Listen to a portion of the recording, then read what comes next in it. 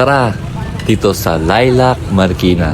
Grabe, ang daming tao as in puno.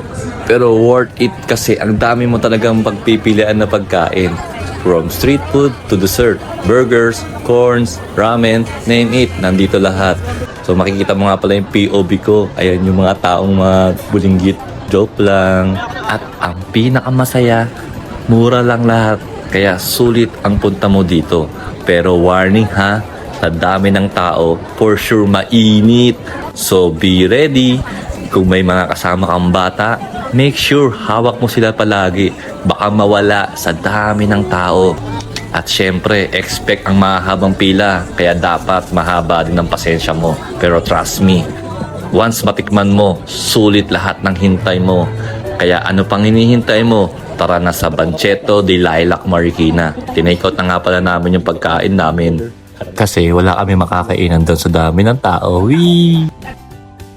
Tikman na natin. Masarap din pala tong fried tofu nila. Sarap. Oh.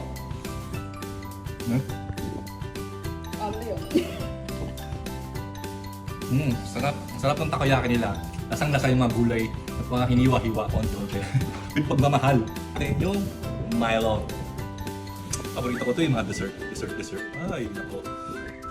Hamunin niyo ako sa lahat ng dessert.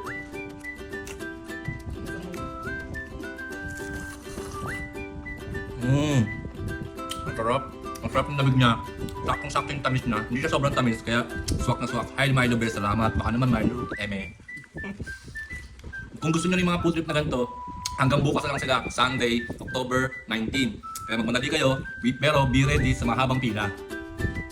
Ang oras ng open doon is 4 PM to 12 PM.